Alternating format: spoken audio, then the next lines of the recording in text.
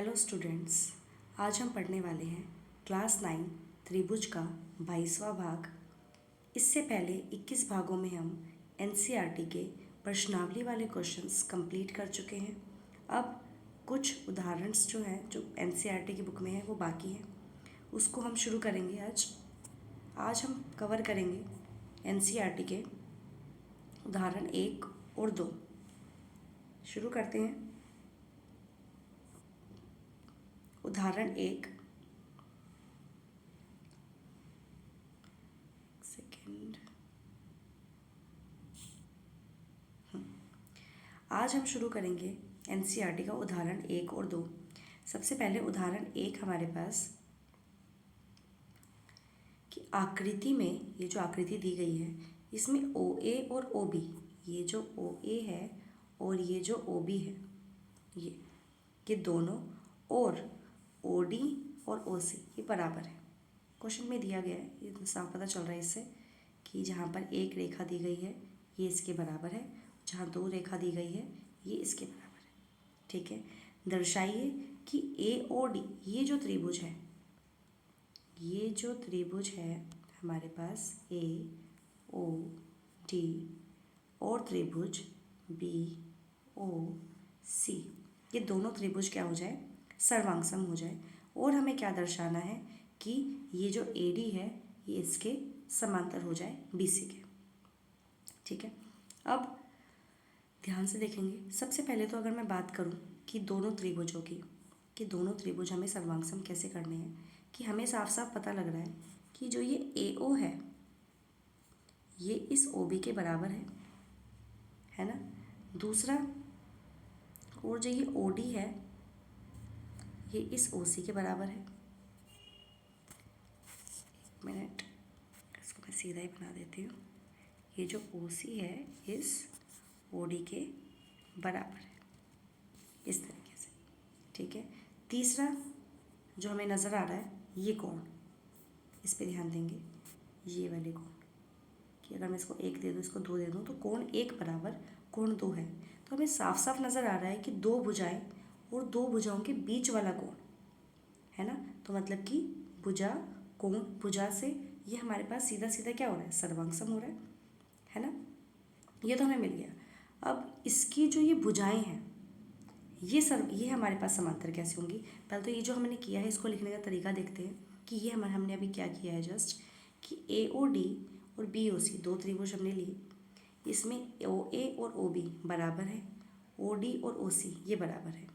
ठीक है, और शीर्षाभिमुख कोण, वर्टिकली अपोजिट एंगल, जो हम पढ़ चुके हैं अपने रेखा और कोण वाले चैप्टर में, जो हमने भाग किए थे, उसके अंदर हम शीर्षाभिमुख कोण का पढ़ चुके हैं कि जहाँ भी प्रतिच्छेदी रेखाएं होती है, प्रतिच्छेदी रेखाओं में जो ये सम्मुख कोण का जो ये पेयर युग्म जो बनता है, ठीक है, वो क्या बनाते हैं, आपस में शीर्षाभिमुख कोण बनाते हैं। तो यहाँ भी हमारे पास ये शीर्षाभिमुख कोण बना रहे हैं। इसके अंदर हमने देखा कि AOD और BOC बराबर है, मतलब जहाँ मैंने 1 और 2 लिया है, कोण 1 बराबर कोण 2, जिससे AOD त्रिभुज जो है वो सर्वांगसम हो गया त्रिभुज BOC के। ठीक है, जिसमें SAS सर्वांगसमता नियम हमारे पास लगी और हमने इन दोनों को क्या कर दिया, सर्वांगसम कर दिया। ठीक है, ये तो हमारे पास कंप्लीट हो गया। अब जो हमसे पूछा गया है कि ये हमारे पास समांतर हो जाए, ये कैसे होगा। ध्यान देंगे कि हमें पता है कि दोनों त्रिभुज क्या हो गए, सर्वांगसम हो गए। तो मैं कह सकती हूँ कि कोण B जो है इस कोण A के बराबर होगा, है ना, कि ये कोण B जो है वो इस कोण A के बराबर हो सकता है CPCT से।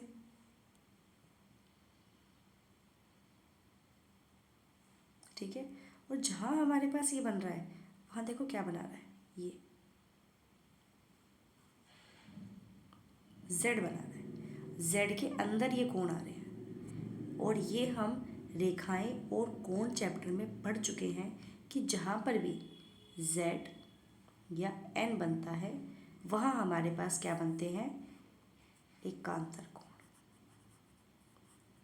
एकांतर कोण ये हमारे पास बनाता है। ठीक है, लेकिन कब, जब ये समांतर हो तब ये बराबर होते हैं। और इसमें बोल दिया कि ये बराबर है, क्योंकि ये तो हम सिद्ध कर चुके हैं कि ये बराबर है CPCT से। अगर ये बराबर है तो मतलब कि इनसे जाने वाली जो रेखाएं हैं वो क्या होगी, समांतर। कि सर्वांगसम त्रिभुजों AOD और BOC में अन्य संगत भाग भी बराबर होंगे, अतः OAD बराबर OBC होगा, जो मैंने बताया ये Z में जो बन रहे हैं कोण, ठीक है। परंतु ये रेखाखंडों AB और BC के लिए एकांतर कोणों का युग्म बनाते हैं, है ना, ये एकांतर कोण बना रहे हैं Z के अंदर। अतः हम क्या कह सकते हैं, अगर ये समांतर कोण बना रहे हैं तो हम क्या, एकांतर कोण बना रहे हैं तो हम कह सकते हैं कि जो हमारे पास AD है वो हमारे पास समांतर हो गया BC के, पैरेलल हो गया BC के, ठीक है। तो ये था हमारा पहला उदाहरण। चलते हैं अपने नेक्स्ट उदाहरण की तरफ, जो है उदाहरण 2। इसके अंदर एक AB एक रेखाखंड है और रेखा L इसका लंब समद्विभाजक है। एक हमारे पास AB एक रेखा है, अगर क्वेश्चन के अकॉर्डिंग आकृति बनाए तो ये हमारे पास एक रेखा है, इसका लंब समद्विभाजक है L, मतलब कि यहाँ पे 90 डिग्री भी है और ये इसके बराबर है, मतलब यहाँ पर ये 90 डिग्री बना रहा है और ये हिस्सा इसके बराबर है, AC बराबर है BC है, ठीक है। यदि L पर स्थित P कोई बिंदु है, L पर P कोई बिंदु स्थित है, P कोई बिंदु स्थित है, तो दर्शाइए कि P बिंदुओं A और B से समदूरस्थ इक्वल डिस्टेंस पर है, ठीक है। A और B से क्या है, इक्वल डिस्टेंस पर है, तो ये हमें दर्शाना है कि इक्वल डिस्टेंस मतलब कि यहाँ से P जो है इस A से और B से, इक्वल डिस्टेंस का मतलब होता है इक्वल डिस्टेंस। समदूरस्थ का मतलब मैंने पहले भी बताया था, समान दूरी पर।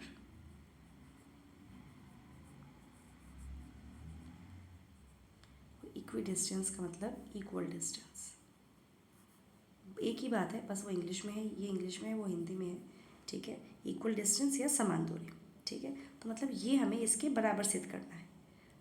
अब ये दोनों भुजाएं जो है अगर बराबर सिद्ध करनी है तो हम क्या कर सकते हैं, इन दोनों त्रिभुजों को, कौन कौन से त्रिभुज PAC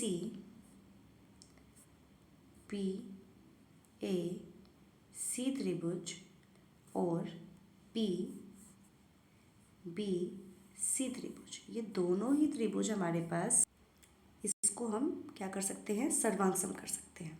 कि PAC और PBC को अगर मैं सर्वांगसम कर देती हूँ तो ये PA जो है वो PB के बराबर आ जाएगा, कैसे, CPCT से। अब सर्वांगसम कैसे करेंगे, ध्यान देंगे इसमें कि हमारे पास, हमें पता है कि ये PC जो है ये कॉमन है, दोनों में कॉमन है, उभयनिष्ठ है, मतलब इस वाले त्रिभुज में भी आ रहा है और इस वाले त्रिभुज में भी आ रहा है। वहीं जो ये PC मैंने बोला लंब समद्विभाजक, 90 डिग्री पर भी और इसको बराबर हिस्सों में तोड़ते हुए भी जा रहा है ना। तो मतलब कि ये जो हमारे पास ये 90 डिग्री हो गया और ये जो है इसके बराबर भी हो गया, ठीक है। तो अब ध्यान देंगे, उभयनिष्ठ, ये कोण, ये भुजा, तो भुजा कोण भुजा, तीन चीज़ मिल रही है जिससे ये दोनों क्या हो गए, सर्वांगसम हो गए, और CPCT से हम कह सकते हैं PA बराबर PB हो गया। तो हम कैसे करेंगे, त्रिभुज PCA और त्रिभुज PCB, दोनों त्रिभुज हमने लिए जिसमें PC और PC क्या है, उभयनिष्ठ, मैं पूरा नहीं लिख रही हूँ, उभयनिष्ठ, ठीक है।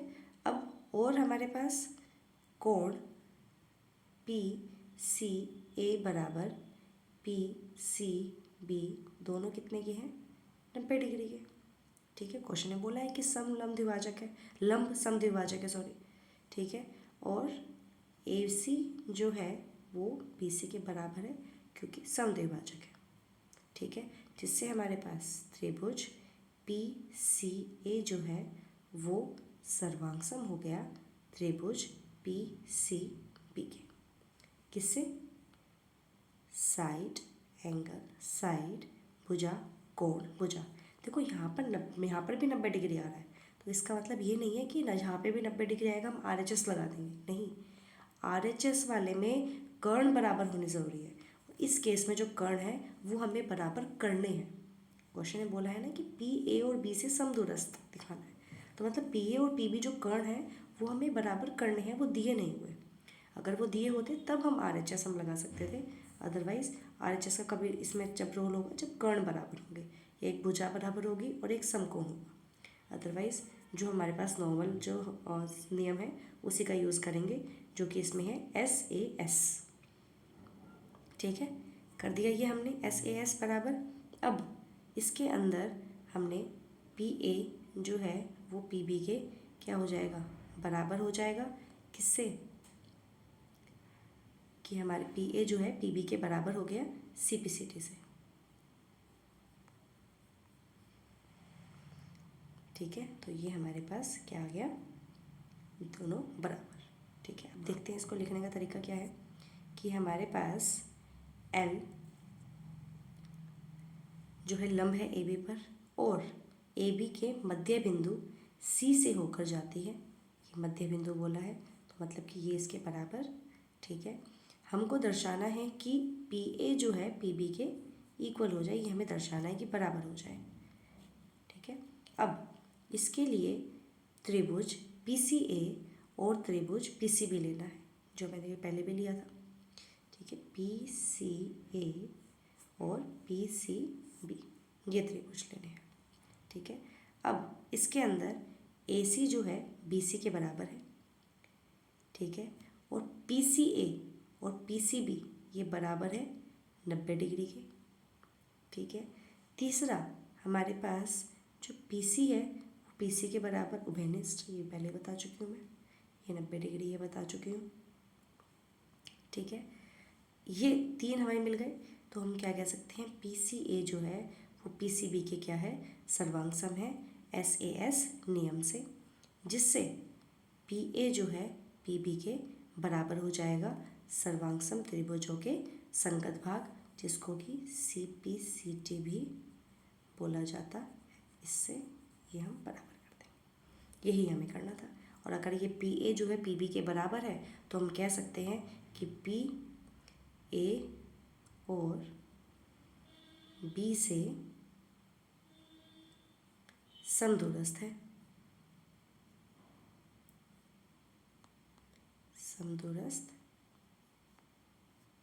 है। बस, ठीक है, आज के लिए इतना ही। इसके आगे हम अगले उदाहरण नेक्स्ट क्लास में करेंगे। आज के लिए इतना ही। Thank you.